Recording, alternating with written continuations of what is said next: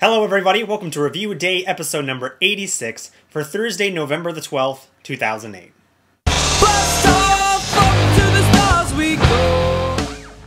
Hello everybody, welcome to Review a Day, the daily video blog where I review a movie 7 days a week.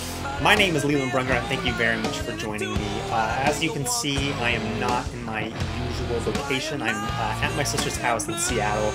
I fly out to New York tomorrow, so I will not be doing my reviews this weekend, but when I come back I will have a Quantum of Solace review for you. So you can look for that on Monday or Tuesday probably, kind of depending on when I get back into everything. But the film I will be reviewing for you guys today is Slumdog Millionaire, and this is from the newest film from Danny Boyle, who directed Trainspotting, 28 Days Later, Sunshine. Really fantastic director. He was actually at the screening and he did a little bit of a Q&A afterwards. Really interesting guy. Slumdog Millionaire is this story about a young man in India who makes it onto the Indian version of Who Wants to Be a Millionaire. The grand prize is 20 million rupees, and he comes from the slums. He comes from a very poor background. And when he's asked questions throughout the film, it goes back in time, and the film kind of covers his entire life story. And it really plays into how he remembers the answers to these questions. They're like, who's this pop singer, who wrote this song? And then it goes back and you hear the story of how he knows who this person is. Admittedly, if you hear about this idea, the movie's about a guy who's on Who Wants to Be a Millionaire, it sounds kind of dopey, kind of stupid, and it's not. This is a wonderful, wonderful film. It is so suspenseful. I was really surprised about that, but as he's answering these questions, you get so invested in who this character is, and you want to see him succeed and to win all of this money. I don't know why I was so surprised, because I absolutely freaking love the movie Quiz Show. I love that movie. I love when the guy's in the box and he's sweating. Love that movie. So I thought about that a lot when I watched this movie, but there's this fantastic love story that is told in this film about it's about him and his brother, basically.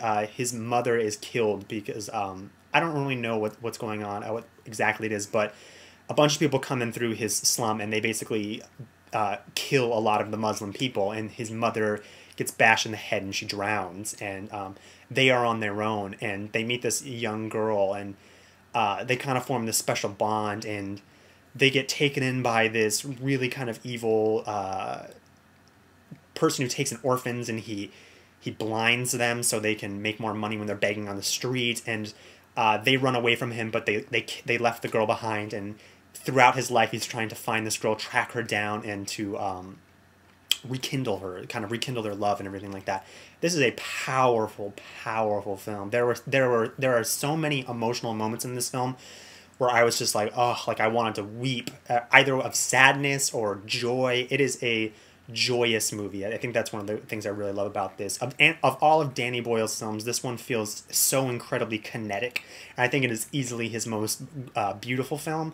I love Danny Boyle's style. I love how he just takes the camera and kind of like tilts it this way, and it gives it such a unique look. I love that Danny Boyle often uses a lot of electronic music, and he uses the song Paper Planes brilliantly in this song. I love that song. I love that song, and he uses it brilliantly in this film.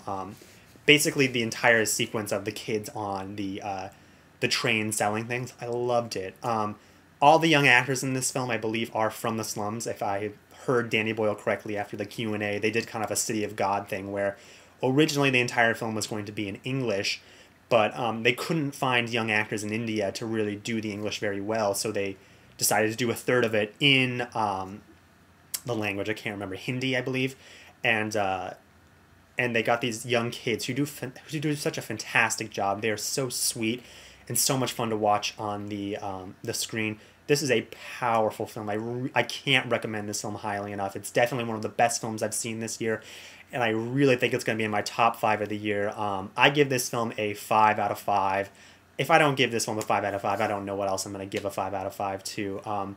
This is kind of an ending thing. It's not a spoiler, but during the credits there is a straight-up Bollywood dance sequence, which is just so much fun to watch. I mean, this film is I don't want people thinking this film is really fun to watch the entire time, because it's not. There are some incredibly dark and depressing things about this film. It is incredibly real, and a lot of really sad things happen in it, but it ultimately ends up being really joyous, and I love this film. 5 out of 5. If you guys are liking my reviews, make sure and subscribe. If you have any recommendations on any films you'd like to see me review, leave them in the comments below. Thank you very much for watching, and I will see you guys as soon as I get back with a Quantum of Solace review. Thanks a lot, guys.